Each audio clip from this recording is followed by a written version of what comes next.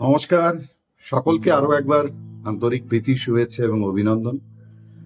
আমি অমিতাভ আপনাদের সঙ্গে আবার আনকাট রাতের গল্প নিয়ে চলে এলাম।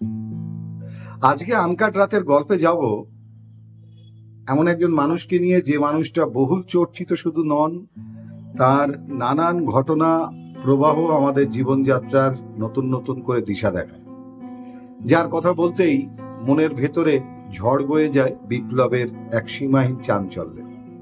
হ্যাঁ, যিনি কলমকে হাতিয়ার করে উদ্বুদ্ধ করেছেন স্বাধীনতা সংগ্রামীদের, আবার কখনো ধর্মের বিরুদ্ধে দাঁড়িয়ে, গোঁড়ামির বিরুদ্ধে দাঁড়িয়ে তার লেখা হয়ে উঠেছে প্রতিবাদের এক নতুন অস্ত্র। কাজী নজরুল ইসলাম। কাজী নজরুল ইসলাম নিয়ে যত আলোচনা হয়েছে, তাতে মানুষ অনেক অনেক বিষয় তার সম্পর্কে জানতে পেরেছে। কিন্তু আমি চেষ্টা করছি আজকে আনকাট রাতের গল্পে কাজী নজরুল ইসলামের যে জায়গাগুলো হয়তো আজকের প্রজন্ম সঠিকভাবে জানেন না বা জানার সুযোগ কম হয়েছে, সেই জায়গাগুলোকেই আলোকপাত করতে।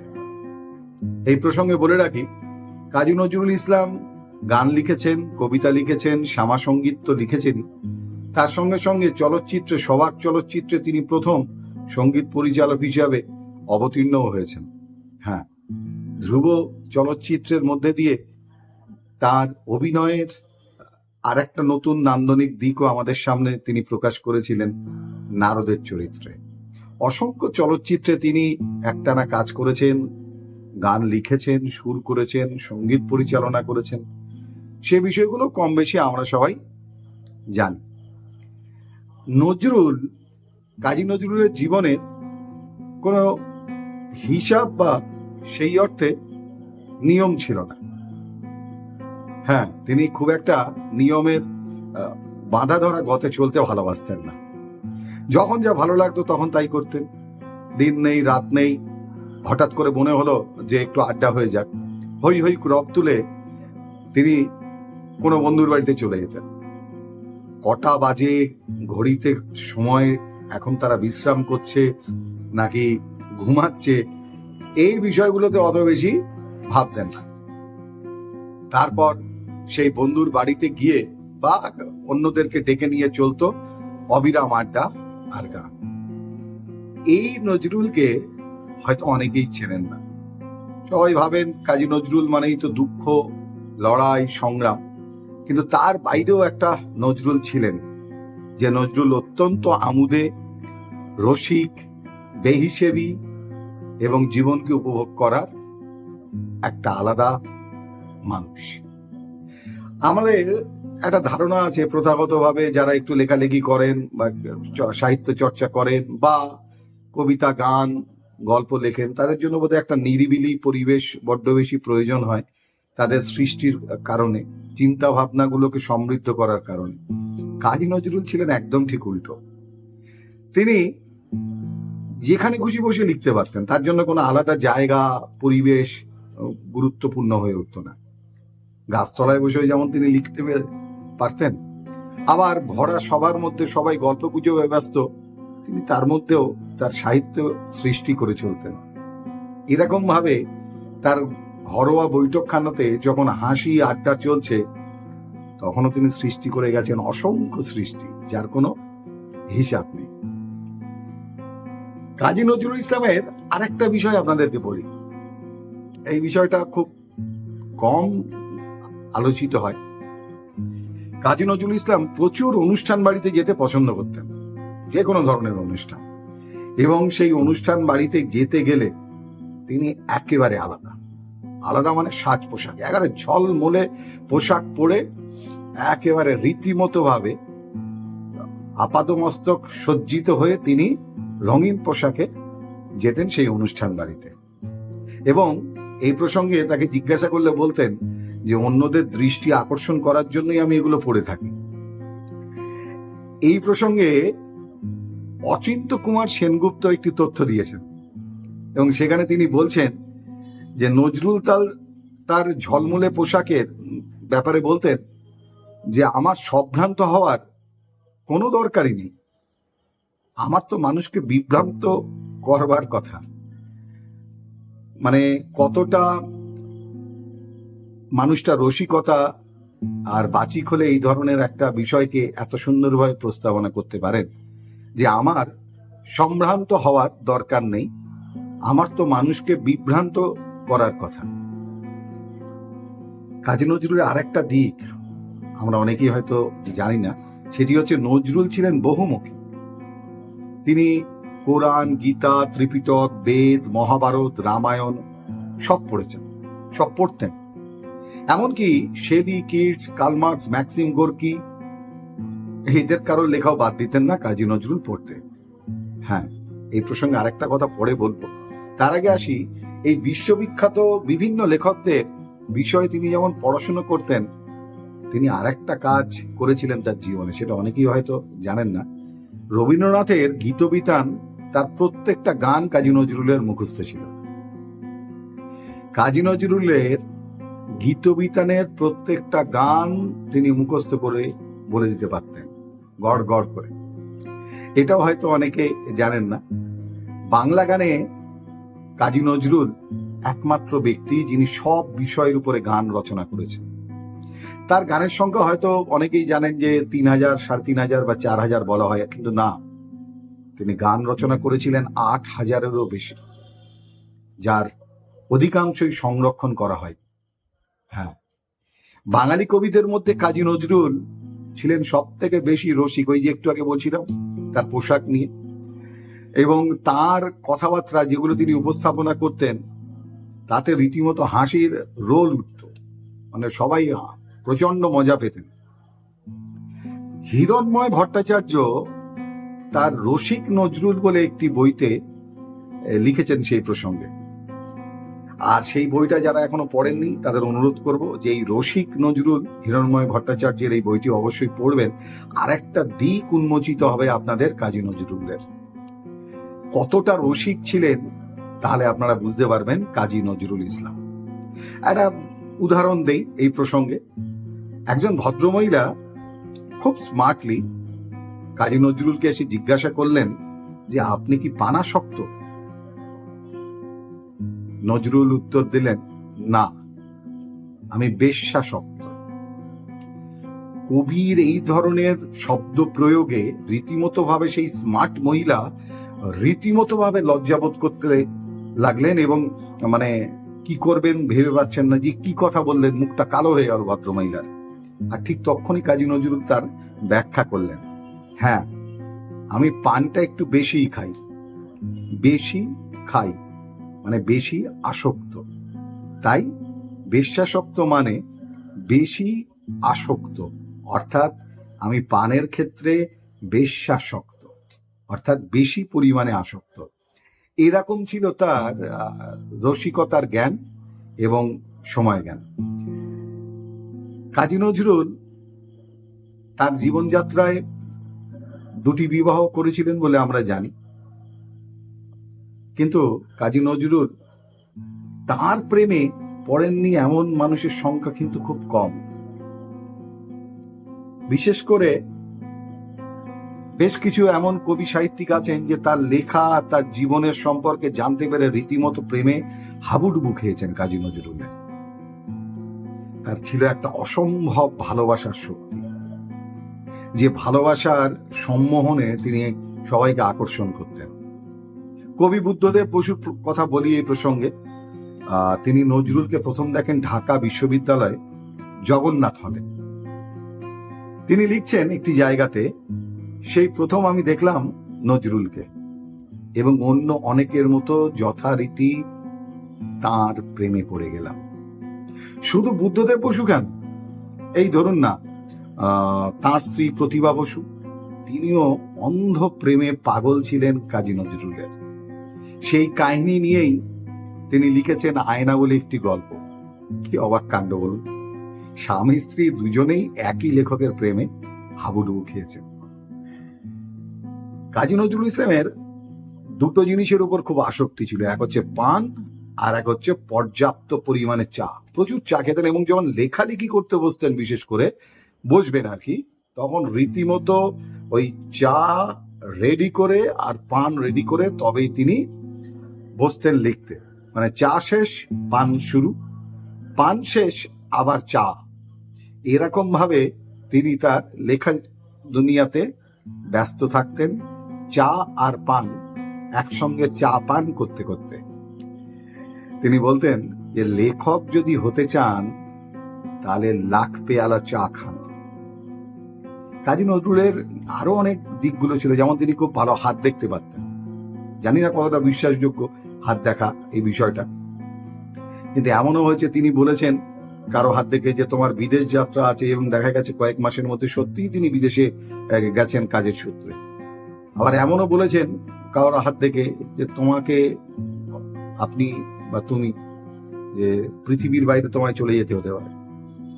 দেখা গেছে কয়েক মাসের মধ্যে সত্যি সত্যি তিনি মারা গেছেন। জানি না এই বিষয়টা সম্পর্কে তো অনেক বিতর্ক আছে, কিন্তু এটা একটা আলাদা তার শখ বলতে পারেন, বা তার একটা নেশা ছিল বলতে পারেন। অর্থ মানে টাকা পয়সার ব্যাপারে ভয়ানক বেহিসেবি ছিলেন কাজী নজরুল। হাতে টাকা এলো কি বন্ধু বান্ধব ডেকে আমোদ ফুর্তি, খাওয়া দাওয়া, ফাটাফাটি ব্যাপার যাকে বলে। হ্যাঁ, একদম কোনোদিন হিসাব করে খরচ করেনি। আর এই ব্যাপারে যদি কেউ তাকে সৎ পরামর্শ দিতে আসতো যে তুমি একটু সঞ্চয় করো, টাকা পয়সা রাখো, এভাবে খরচ করো না, তিনি বলতেন আমি আমার হাতের টাকা বন্ধুদের জন্য খরচ করেছি, আর যখন ওদের টাকা হবে ওরাও আমার জন্য খরচ করার জন্য চিন্তা করবে না, তোমার চিন্তা করার কোনো কারণ নেই। এটাই ছিলেন কাজী নজরুল। তার দুই পুত্রের নাম মানে সব্যসাচী এবং অনিরুদ্ধ, তাদের তো ভালো নাম এগুলো। তাদের একজনের অর্থাৎ সব্যসাচীর নাম ছিল সানি ডাকনাম, আর অনিরুদ্ধ ডাকনাম রেখেছিলেন নীল। কাদের নামে অনুপ্রাণিত হয়ে রেখেছিলেন জানেন? সানি এসেছিল সান ইয়াত সেন, তার নাম অনুসারে, আর লেনিনের নাম অনুসারে কাজী অনিরুদ্ধর নাম রেখেছিলেন নীল।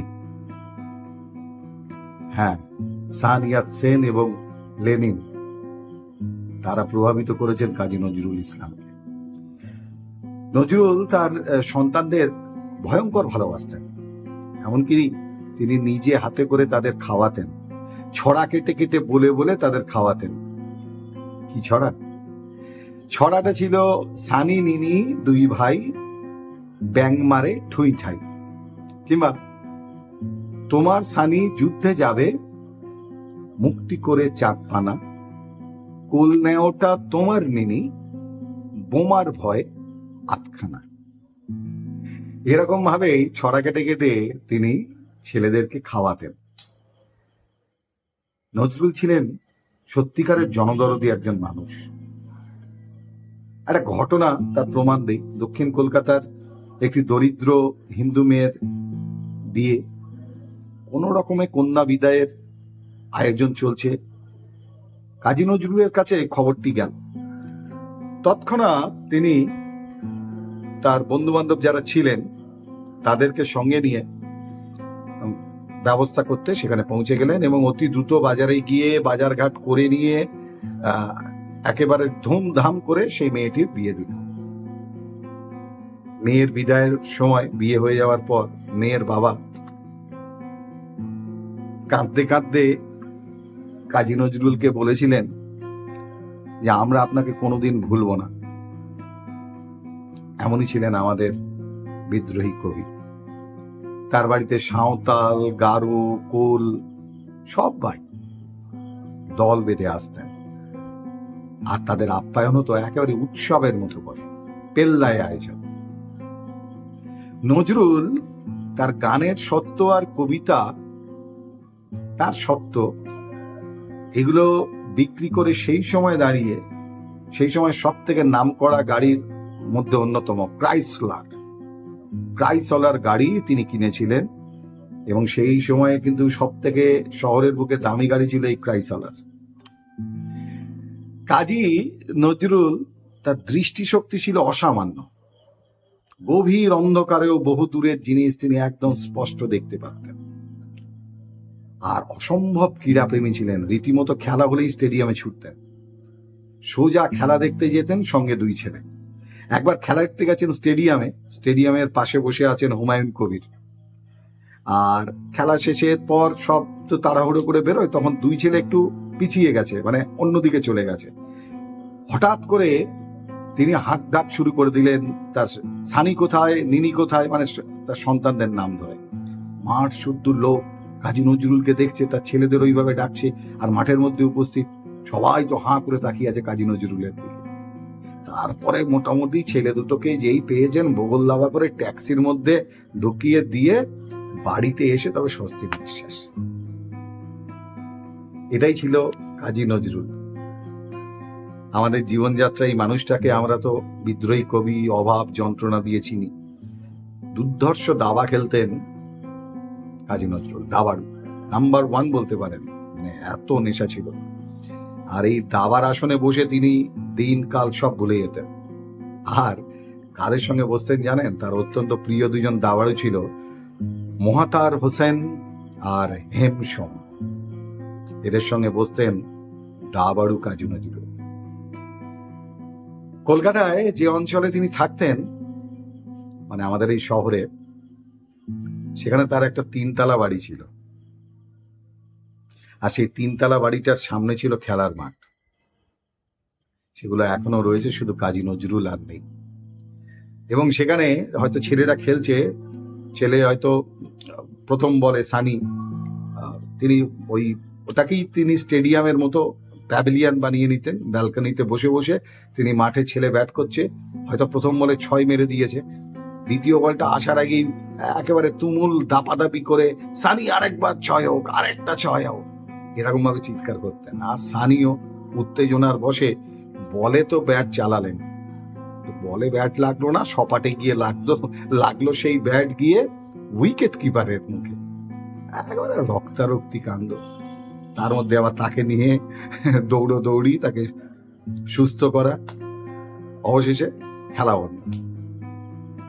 এরকমই মানুষ ছিলেন কাজী নজরুল ইসলাম।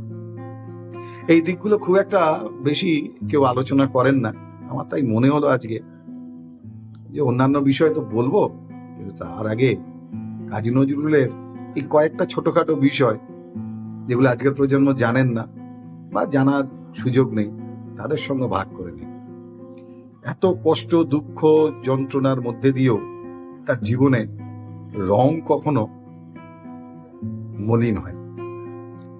পৃথিবীর খুব কম মানুষই বোধহয় এরকম মহাজীবনের অধিকারী হন। তাই তো বোধহয় বুদ্ধদেব বাবু যথার্থই বলেছেন, কণ্ঠে তার গান, ক্ষমা করবে, কথাটা হচ্ছে কণ্ঠে তার হাসি, কণ্ঠে তার গান, প্রাণে তার অফুরান আনন্দ, সব মিলিয়ে মনোলুণ্ঠনকারী এক মানুষ কাজী নজরুল। আজকের দিনে দাঁড়িয়ে আমাদের জীবনযাত্রায় তিনি আছেন, তিনি থাকবেন, সাহিত্যে আমাদের রক্তের একেবারে প্রবাহিত ধারায় আমাদের স্পন্দন। আজকের আনকাট রাতের গল্পে কাজী নজরুল সম্পর্কে এটুকুই। পরবর্তী আনকাট রাতের গল্প আরো কোনো মানুষের অজানা দিকগুলোকে নিয়ে একটু আপনাদের সঙ্গে সময় কাটান। যতক্ষণ না পরের গল্প নিয়ে আসছি বা পরের ঘটনা নিয়ে, ততক্ষণের জন্য সবাইকে শুভরাত্রি। ভালো থাকুন, সুস্থ থাকুন, সাবধানে থাকুন, সচেতন থাকুন। হ্যাঁ, আর বাংলার সঙ্গে থাকুন, বাংলার সংস্কৃতির সঙ্গে থাকুন।